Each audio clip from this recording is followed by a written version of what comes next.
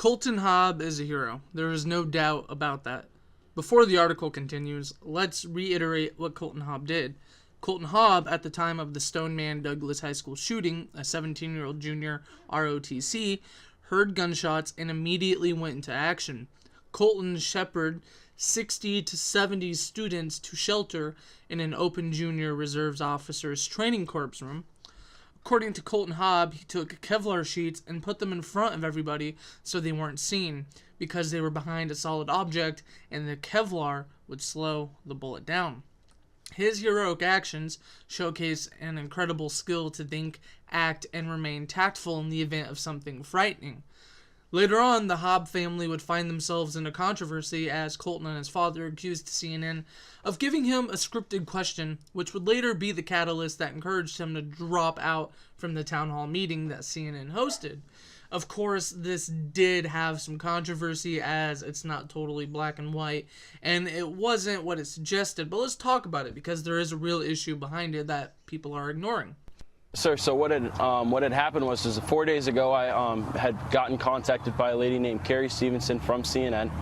She had asked me originally to just write a speech. It was going to be at the town hall at the BB&T Center, so I agreed. I felt like it would be the right thing to do, be able to go speak my part as well as open eyes to a few things that I thought that could make this situation a little better. With CNN, I had talked about arming the teachers if they were willing to arm themselves in the school to carry on campus, and they had she had taken that of what I had briefed on and actually wrote that question out for me. So I have that question here if you'd like me to ask it for you. Glenn, Colton Haab's father, then responded that he and his son are not actors and that Colton would not participate in the town hall if he could not read the full speech. According to the emails CNN released, when cross-referencing to Colton's story, it is accurate that Colton had written a speech and briefed on some questions. Carrie Stevenson from CNN did in fact tell Colton's dad that his speech was way too long and that he needed to stick to the agreed upon question. Senator Nelson, if Coach Feast had his firearm in school that day, I believe that could have most likely stopped the threat. Have we thought about having a class for teachers who are willing to be armed, trained to carry on campus? Carrie Stevenson wrote in an email.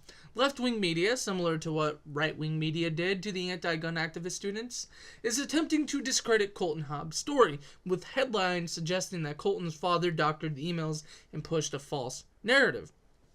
So, did Colton's father selectively edit the emails? Did CNN tell Colton to stick to his script? The not-so-complex answer is being reported in a more nuanced manner than it needs to be. It is a fact that Colton's father did make a minor edit to the emails that slightly changes the context if you're reaching for the bottom of the barrel. However, in that same barrel, you're reaching for the bottom if you imply that the unedited emails makes any difference to the intended purpose of the Haabs family's allegations. To briefly explain Colton's father's omission, or edit, he removed the phrase that he submitted, which made it read that this is really way too long. These are quick questions so that we can get to as many people as possible. This is what Colton and I discussed on the phone. He needs to stick to this, which should have read, that is really way too long. These are quick questions so that we can get to as many people as possible. That is what Colton and I discussed on the phone and that he submitted. He needs to stick to this. The headlines pictured would have you believe that this invalidates Haab's story. It doesn't. Despite the edit that Glenn made, which can be interpreted as deceptive, which it is, it doesn't do anything to invalidate Colton's or Glenn's story. As Colton explained in his interview with Tucker Carlson on Fox News, he states that he was in contact with Carrie Stevenson and wrote a speech that he wanted to give at the town hall. Carrie said it was too long, which is something Colton had verified. Colton submitted questions. Once more, the email and Colton's story are in synchronization. Colton stated that Carrie insisted that he stick to the question. Colton and the email confirmed this. Colton also stated that CNN wrote his question for him, which is where it gets fuzzy due to misleading headlines, bad journalistic integrity, and lack of precision of language on both sides. Did CNN write Colton's question for him? For a simple answer, not nuanced, yes and no. Where journalistic integrity falls short in hyper-partisan media is the lack of explanation. The Haab family did send several questions as revealed in the email. Carrie Stevenson rewrote the question as Senator Nielsen if Coach Fees had his firearm in school that day. I believe that he could have most likely stopped the threat. Have we thought about having a class for teachers who are willing to be armed, trained to carry on campus, which is confirmed in the email?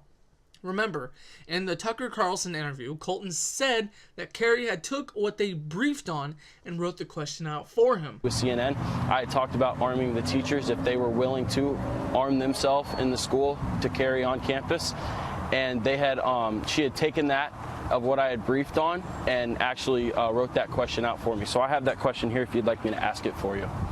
Colton's story, despite attempts by CNN and left-wing media, accurately reflect what was in the emails. And I am disappointed in right-wing media for twisting it to a story that it wasn't, because the story alone was a pretty good one. The entire reason why the Haab family went to Fox News was to shine a light on the fact that Colton Haab was being guided on what he was allowed to talk about. He was told to stick to the question so the other guests could have time to speak. This is backed up by Glenn's response to Carrie via email. We are not actors, nor do we read from a script. We are real people, and a lot of thought went into these questions. The short background before each question is extremely relevant to each question. If you want Colton only to read this one short question, we are not the right people for your town hall meeting. Where we need to be careful is when we share and talk about Colton's story, because just as the left is misconstruing the story, it is insanely easy, as I said before, for the right to misconstrue the story as well. CNN, in this case, was not writing a random question for Colton. In this case, CNN was watering down Colton's questions and telling him that he needed to stick to a specific question. Colton and Glenn Haab took issue because they felt like they weren't going to be able to elaborate their thoughts and feelings. They wanted to speak their own genuine words, not a watered-down reimagining of their questions and thoughts. This scandal highlights the problem with cable TV. Cable TV relies on time constraints. As a result, genuine thoughts end up watered down into bite-sized pieces, or sound bites, if you will. To interject a tad bit, what gives off a sense of distraught among the pro-Second Amendment community, and what makes the right feel gross towards CNN, is the fact that they told Colton to stick to a question, and they told Colton his speech was too long. But at the same time, it was perfectly acceptable for Cameron Kasky to look Senator Marco Rubio in the face and tell him that it's hard to look at you and not look down the barrel of an AR-15, as well as comparing Marco Rubio to the criminal that killed 17 people. Senator Rubio, it's hard to look at you and not look down the barrel of an AR-15 and not look at Nicholas Cruz, but the point is, you're here. I wish I could have asked the NRA lady a question. I wish the NRA lady I could have talked to, because I would ask her how she can look in the mirror, considering the fact that she has children, but, you know, maybe she avoids those. What was that? I'm sorry? I don't freaking know. That's okay. The question. People who are murderers? No? We've been actually talking about that for a long time. Let me answer the question. You can shout me down when I'm finished, but let me answer Emma's question. Remember, every single thing that you saw on that, which was hosted by CNN, is absolutely 100% okay. But if your name is Colton Haab, and you want to have a little bit of a longer dialogue, God fucking forbid. Being taken advantage of. Ha ha! Everyone get compared to these. Scrawman scarecrow, would you care to leave? Fear no evil. Pharaoh schemer get concerto. Their gold fails to gleam. Glares tungsten pheromones still seep to the air. Don't care though. Wear those. Jeez, please. Geriatric cats all scream out sacred static.